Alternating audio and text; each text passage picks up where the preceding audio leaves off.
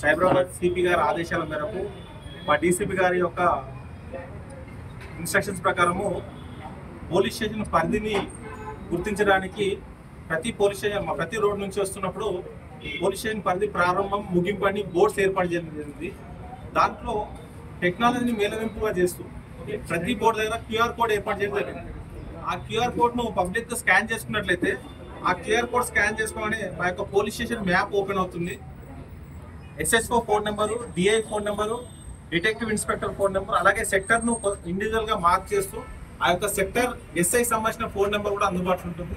అంటే పబ్లిక్ ఈజీగా అందుబాటులో ఉండడానికి, పబ్లిక్ పోలీస్ని ఈజీగా అప్రోచ్ కావడానికి ఈ యొక్క క్యూఆర్ కోడ్ ద్వారా సైన్ బోర్డ్స్ ఏర్పాటు చేయడం జరిగింది.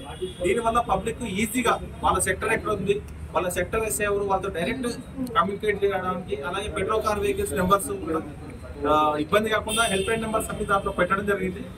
ఇంకా మున్ముందు కూడా జీడిమెట్ల ప్రజలకు ఇంకా చేరుకోవడానికి రకరకాల యాక్టివిటీస్ చేస్తూ ఫ్రెండ్లీ పోలీస్లో భాగంగా, విజిబుల్ పోలీసింగ్ లో భాగంగా మేము ఈ యొక్క స్టెప్స్ తీసుకుంటూ ముందుకు వెళ్తా ఉన్నాం. ఈ కేసు కూడా పూర్తి స్థాయిలో సీసీ కెమెరాలో బేస్ చేసుకొని చేయడం జరిగింది. కాబట్టి ప్రజలకు మళ్ళీ అప్పీల్ చేయడం ఏంటంటే అందరూ కూడా సీసీ కెమెరాస్ తమ ఇంటి దగ్గర తమ బిజినెస్ ఏరియాలో పెట్టుకున్నట్లయితే ఇలాంటి నేరాలు జరగకుండా ఉండడానికి స్కోప్ ఉంటుంది.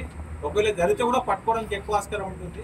జరిగిన తర్వాత బాధపడడం కంటే సీసీ కెమెరాలు పెట్టుకోవడానికి ముందుకు వస్తే అది అందరికి ఉపయోగకరంగా ఉంటుందని సీసీ కెమెరాస్ అందరూ పెట్టుకోవాలని అప్పీల్ చేస్తున్నారు.